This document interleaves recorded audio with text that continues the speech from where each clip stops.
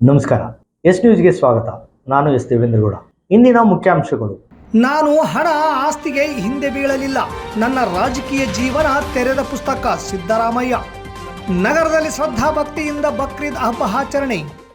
ಸೇವಾ ಕಾರ್ಯಕ್ರಮಗಳ ಮೂಲಕ ಗಾಂಧಿನಗರದಲ್ಲಿ ಡಾಕ್ಟರ್ NTR 103ನೇ ಜಯಂತಿ ಆಚರಣೆ. ಪೆಟ್ರೋಲ್ ಡೀಸೆಲ್ ಅಭಾವ. ಸರತಿ ಸಾಲಿನಲ್ಲಿ ನಿಂತರೂ ಕೇಳಿದಷ್ಟು ಸಿಗುತ್ತಿಲ್ಲ. ಬಂಕ್ಗಳಲ್ಲಿ ಪರಿಸ್ಥಿತಿ ಉಲ್ಬಣ.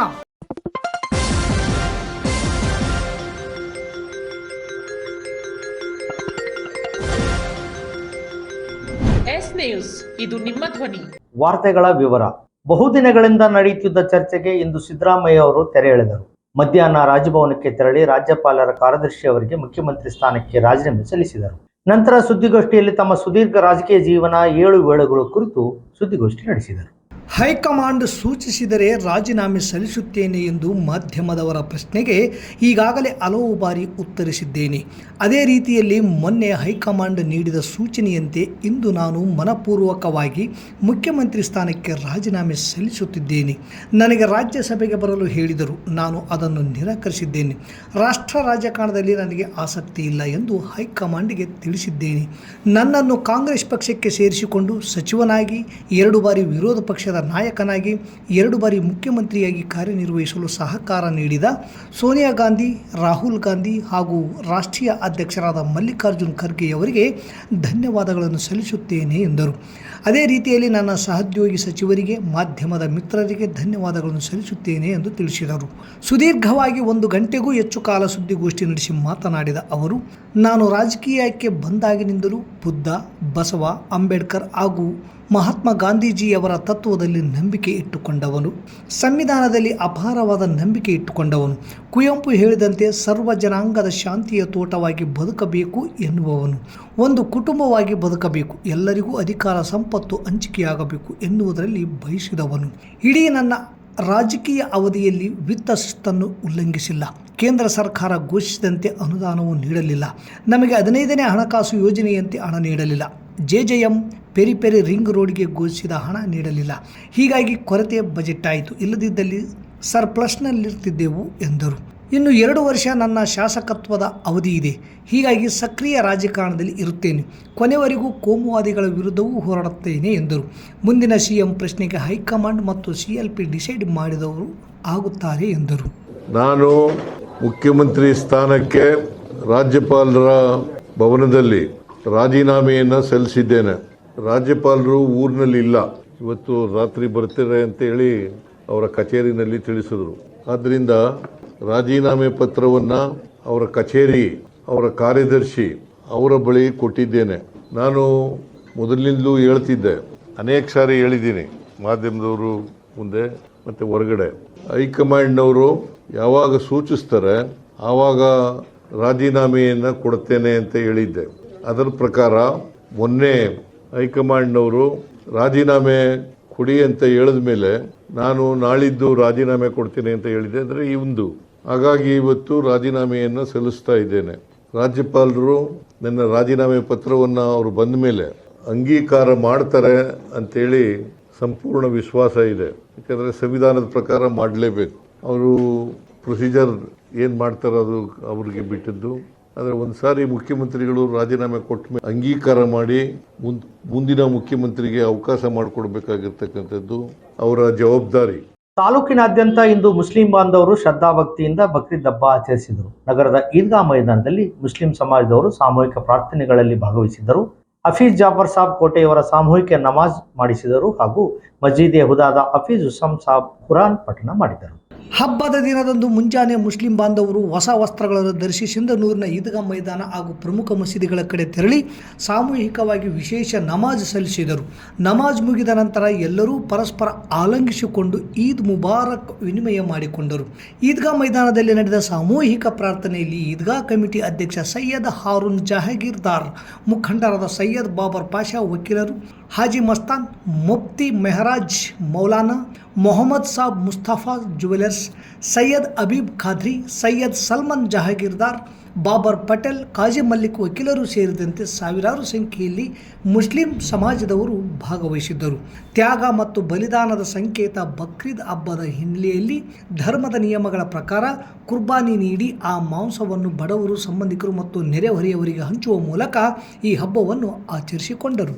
ಪ್ರಿಯ ಪಾಲಕರೇ, ನಿಮ್ಮ ಮಕ್ಕಳ ಉಜ್ವಲ ಭವಿಷ್ಯಕ್ಕಾಗಿ ಕೇಂದ್ರ ಮತ್ತು ರಾಜ್ಯ ಸರ್ಕಾರದಿಂದ ಮಾನ್ಯತೆ ಪಡೆದಿರುವ ಸನ್ರೈಸ್ ಗ್ರೂಪ್ ಆಫ್ ಇನ್ಸ್ಟಿಟ್ಯೂಷನ್ ಹಾಗೂ D pharmacy, nursing, paramedical college Sindhanur ಸಂಸ್ಥೆಗೆ ಇಂದೇ ಭೇಟಿ ನೀಡಿ ಆರೋಗ್ಯ ಕ್ಷೇತ್ರದಲ್ಲಿ ನಿಮ್ಮ ಭವಿಷ್ಯವನ್ನು ನಿರ್ಮಿಸಿಕೊಳ್ಳಿ.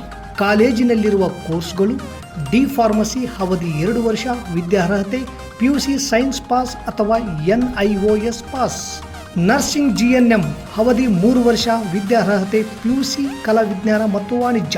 Paramedical college DMLT, DHI, DOT and AT ಅವಧಿ 3 ವರ್ಷ, ವಿದ್ಯಾರ್ಹತೆ SSLC ಹಾಗೂ ದ್ವಿತೀಯ PUC ವಿಜ್ಞಾನ ಪಾಸ್. ಈ ಸಂಸ್ಥೆಯ ವಿಶೇಷತೆಗಳು: ಅನುಭವಿ ಹಾಗೂ ನುರಿತ ಉಪನ್ಯಾಸಕರಿಂದ ಬೋಧನೆ, ವಿದ್ಯಾರ್ಥಿಗಳಿಗೆ ಪ್ರಾಯೋಗಿಕ ಹಾಗೂ ವೈದ್ಯಕೀಯ ಕಲಿಕಾ ಅನುಭವವನ್ನು ಹೆಚ್ಚಿಸುವ ಉದ್ದೇಶದಿಂದ ಸಿಂಧನೂರು ಪಟ್ಟಣದ ವಿವಿಧ ಆಸ್ಪತ್ರೆಗಳಲ್ಲಿ ವೈದ್ಯರು ಮತ್ತು ಹಿರಿಯ ನರ್ಸ್ಗಳ ಮಾರ್ಗದರ್ಶನದಲ್ಲಿ ಪ್ರಾಯೋಗಿಕ ಕಲಿಕೆ. ಪ್ರತಿ ಶನಿವಾರ ತಜ್ಞ ವೈದ್ಯರಿಂದ ವಿಶೇಷ ಉಪನ್ಯಾಸ. ವಿದ್ಯಾರ್ಥಿಗಳಿಗೆ ಕಲಿಕಾ ಅನುಭವಕ್ಕಾಗಿ ಸಿಂಧನೂರು ಹಾಗೂ ವಿವಿಧ ನಗರದ ವೈದ್ಯರ ವತಿಯಿಂದ ಉಚಿತವಾಗಿ ನಡೆಯುವ ಸುಮಾರು ಆರೋಗ್ಯ ತಪಾಸಣಾ ಶಿಬಿರ ಹಾಗೂ ಸ್ವಯಂ ಪ್ರೇರಿತ ರಕ್ತದಾನ ಶಿಬಿರದಲ್ಲಿ ವಿದ್ಯಾರ್ಥಿಗಳು ಭಾಗವಹಿಸಿ ವಿಶೇಷ ಕಲಿಕಾ ಅನುಭವವನ್ನು ಪಡೆದಿರುತ್ತಾರೆ. ಸಮಾಜದಲ್ಲಿ ಆರೋಗ್ಯದ ಅರಿವು ಮೂಡಿಸುವ ಉದ್ದೇಶದಿಂದ ವಿದ್ಯಾರ್ಥಿಗಳ ಸಹಭಾಗಿತ್ವದಲ್ಲಿ ವಿವಿಧ ಆರೋಗ್ಯ ಜಾಗೃತಿ, ಆರೋಗ್ಯ ಜಾಥಾ ಕಾರ್ಯಕ್ರಮಗಳು ಹಾಗೂ ಆರೋಗ್ಯ ಶಿಕ್ಷಣ ಚಟುವಟಿಕೆಗಳನ್ನು ಹಮ್ಮಿಕೊಳ್ಳಲಾಗುತ್ತದೆ. ಪರಿಸರ ಸ್ವಚ್ಛತೆ ಮತ್ತು ಆರೋಗ್ಯಕರ ಜೀವನ ಶೈಲಿಯ ಕುರಿತು ಜನರಲ್ಲಿ ಅರಿವು ಮೂಡಿಸಲಾಗುತ್ತದೆ. ಸುಸಜ್ಜಿತ ಕಟ್ಟಡಗಳು, ಸ್ಮಾರ್ಟ್ ಕ್ಲಾಸಸ್, ಆಧುನಿಕ ಲ್ಯಾಬ್ ಸೌಲಭ್ಯಗಳು ಹಾಗೂ ಪ್ರಾಯೋಗಿಕ ತರಬೇತಿ ವ್ಯವಸ್ಥೆ. ವಿದ್ಯಾರ್ಥಿಗಳ ಸುರಕ್ಷತೆಗಾಗಿ CC ಕ್ಯಾಮೆರಾ ಅಳವಡಿಸಲಾಗಿದೆ. ವಿದ್ಯಾರ್ಥಿಗಳಿಗೆ ವಿವಿಧ ಖಾಸಗಿ ಆಸ್ಪತ್ರೆಗಳು ಹಾಗೂ ವಿವಿಧ ಫಾರ್ಮಾ ಕಂಪನಿಗಳ ಸಹಯೋಗದಲ್ಲಿ ಕ್ಯಾಂಪಸ್ ಸಂದರ್ಶನದ ಮೂಲಕ ನೇರ ಉದ್ಯೋಗದ ಅವಕಾಶವನ್ನು ಕಲ್ಪಿಸಲಾಗುತ್ತದೆ. ಪ್ರವೇಶಕ್ಕಾಗಿ ಹಿಂದೆ ಸಂಪರ್ಕಿಸಿ. ಇರ್ಫಾನ್ K, ಅಧ್ಯಕ್ಷರು, sunrise D pharmacy, nursing, paramedical college, Vasavi ಕಲ್ಯಾಣ ಮಂಟಪದ ಮುಂಭಾಗ, PWD ಕ್ಯಾಂಪ್, ರಾಯಚೂರು ರಸ್ತೆ, ಸಿಂಧನೂರು.